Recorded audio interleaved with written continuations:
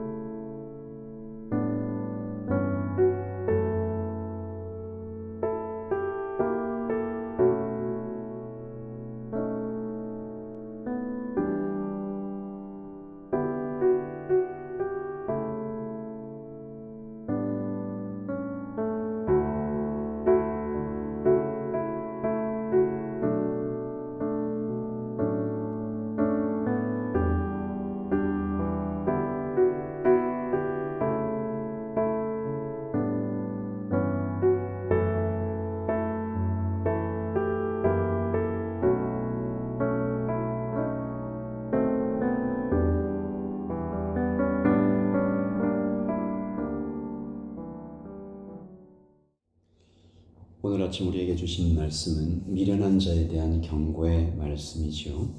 미련한 입술을 닫고 미련한 행동을 그치라 책망하는 말씀입니다. 그런데 여기서 미련한 자는 단순히 이 지능이 떨어지거나 지식이 적은 것을 의미하지 않습니다. 하나님께서 능력이 부족한 자를 책망하시지 않죠. 사랑으로 오히려 돌보시고 필요한 모든 것을 공급하시는 분이 우리 하나님이십니다. 그렇다면 오늘 말씀에서 심판을 받아야 할 미련한 자는 어떤 사람인가? 우리가 말씀을 살펴보니까요. 4절과 5절 그리고 9절과 11절에 미련한 자가 어떤 사람인지 잘 나타나 있습니다. 4절을 보시면 거짓말하는 자, 사악한 입술을 가진 자. 5절 보시면 가난한 자를 조롱하는 자, 사람의 재앙을 기뻐하는 자. 9절에는 타인의 허물을 거듭거듭 말하는 자. 11절에는 반역하는 자. 이렇게 좀 보시니까 미련한 자가 어떤 사람인지 보이시죠? 그는 교만한 자입니다. 그리고 하나님을 멸시하는 자입니다. 하나님의 말씀을 귀를 닫고 듣지 않는 자입니다. 우리가 생각하는 미련함과 하나님 보시는 미련함에 굉장히 큰 차이가 있는 것을 알 수가 있죠. 지식이 많고 학벌이 좋아도 지능이 뛰어나도 교만하여 하나님 앞에 뻣뻣한 자는 하나님께서 미련하다 하십니다. 이것이 실제적으로도 가장 중요한 지식이 없고 영원한 운명을 결정짓는 영적인 깨달음이 없기 때문에 하나님께서 미련하다 하십니다. 솔로몬이 할 수 있으면 이런 사람을 피하라, 만나지 마라. 12절 보시죠. 차라리 새끼 빼앗긴 암곰을 만날지언정 미련한 일을 행하는 미련한 자를 만나지 말 것이니라. 이런 사람은 때려도 듣지 않을 것이다. 다시 말해서 마음이 어마어마하게 딱딱한 자니까 이런 사람은 조심하고 또 조심해라. 10절에 그렇게 기록되어 있죠. 한마디 말로 총명한 자에게 충고하는 것이 매 100대로 미련한 자를 때리는 것보다 더욱 깊이 박히느니라. 이것을 거꾸로 보면 매 100대로 미련한 자를 때려도 한마디 말로 총명한 사람에게 교훈하는 것보다 안 된다는 것입니다.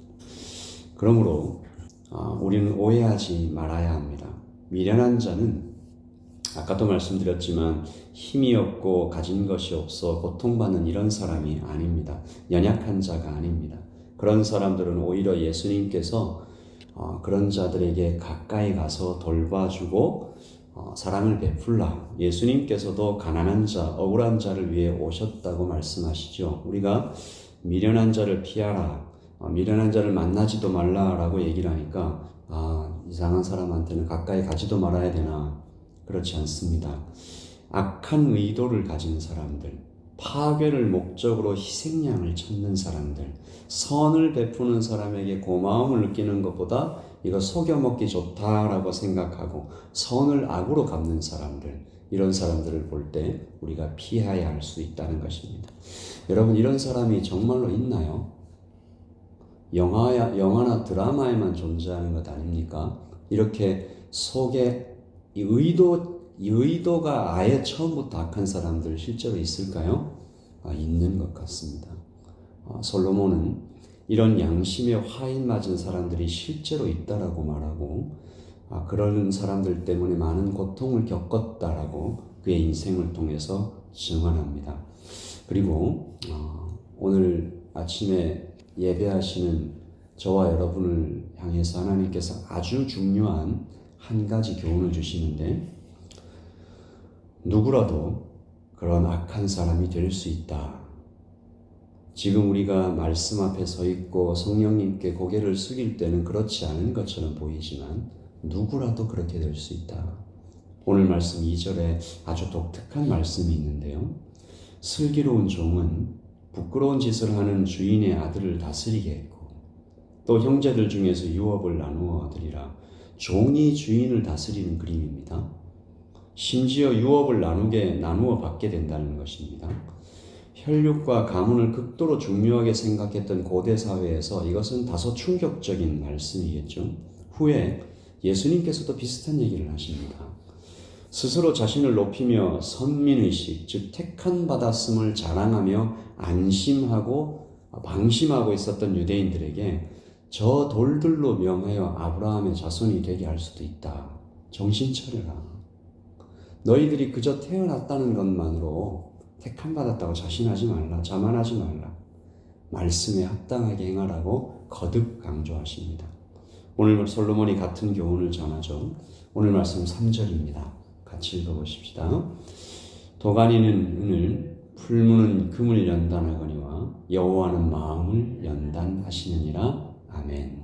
그러므로 오늘 아침에 말씀을 듣는 모든 자들에게 하나님 말씀하십니다. 마음을 연단하라. 신앙을 훈련하라. 우리의 몸과 마음을 주님의 말씀 앞에 굴복시키라. 여러분, 도가니와 풀무가 은과 금을 단련할 때 어떻게 하죠? 뜨겁게, 아주 뜨거운 불로 녹입니다. 불로 녹이니까 그렇게 되더라고요. 이 딱딱해 보였던 금과 은이 이 딱딱함들이 다 풀어져서 액체처럼 돼버리고 그 속에 품고 있었던 찌꺼기들이 둥둥 뜨면서 정체를 드러냅니다. 하나님께서 오늘날도 그렇게 성도를 연단하십니다. 때때로 성도들 앞에도 인생에도 고난과 질병과 시험과 아픔이 찾아올 때가 있습니다. 그러면 우리가 뜨거운 불에 녹이는 것 같이 좀 녹아지는 것 같습니다. 딱딱했던 마음이 풀어집니다. 내 안에 있었던 불순한 의도와 생각들이 표면에 둥둥 떠오릅니다. 정결해지는 것이죠. 참 어려운 일인데 정말 감당하기 쉽지 않은데 이것을 기쁘게 여겨야 합니다. 하나님의 연단이 나를 슬기롭게 하심을 고난당할 즈음에 피할 길을 내시는 하나님을 의지해서 고통을 겪을 때, 아픔을 겪을 때에도 하나님께 감사할 수 있는 그 믿음을 하나님 달라고 기도하는 이 아침이 되기를 소원합니다. 오늘 말씀 들으시는 모든 성도님들이 혹시 아픔을 겪고 있다면 하나님, 이 아픔을 주님 앞에 가지고 나와서 주님, 우리를 연단하고 계시는 것이군요. 나를 슬기롭게 하기 위하셔서, 하나님 더 정결하게 하기 위하셔서 나를 단련하고 계시는군요. 주님 감사합니다.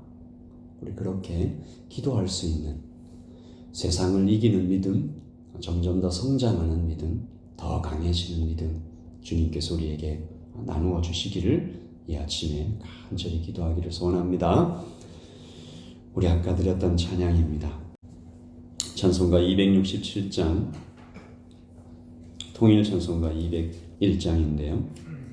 우리 4절과 5절 찬양 보시면 하나의 그림이 펼쳐지죠. 예언자들과 왕들이 반열대로 황금길을 따라 이렇게 걸어가는 장면인데, 제가 이 찬송을 보니까 이 예언자들과 왕들, 하나님의 사명을 다 마치고 그 연단을 다 인생 동안 받고 이제 하나님 앞에 나갑니다. 우리 주일에 말씀 들었던 것처럼 내가 달려갈 길과 선한 싸움을 다 마친 사람들인 것 같아요. 그래서 5절에도 우리 모두 다 그 반열 뒤따르며, 같이 찬양할까요? 예언자들과 왕들도 반열대로 황금길 따라 나와 찬송하네.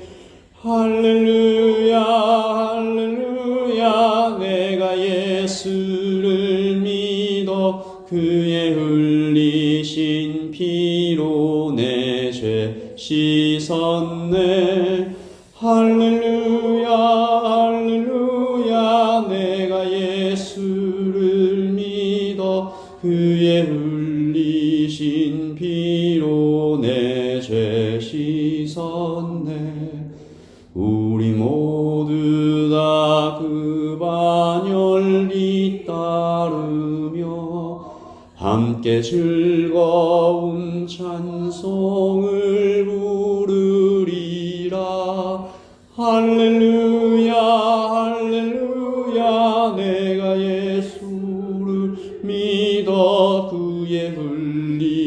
흘리신 피로 내 죄 씻었네. 할렐루야 할렐루야 내가 예수를 믿어 그의 흘리신 피로 내 죄 씻었네. 아멘. 도가니는 은을, 풀무는 금을 연단하거니와 여호와는 마음을 연단하시느니라. 주인의 아들이 종에게 다스림을 받는 일이 있을 수도 있고, 하나님 아버지께서 말씀하시기를 한마디 말로 총명한 자에게 충고하는 것이 매 100대로 미련한 자를 때리는 것보다 더욱 나으니라. 오늘 이 아침에 우리가 좀 기도하십시다. 주님, 연단 받기를 원합니다. 주님의 말씀으로 더욱 순전한 은을 만드시는 것처럼, 아주 정결한 금으로 만들어 가시는 것처럼 우리의 마음을 연단해 주십시오.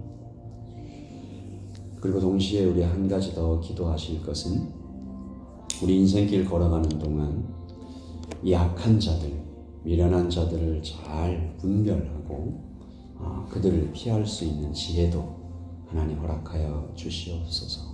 우리 아침에 같이 기도하겠습니다. 기도하십시다.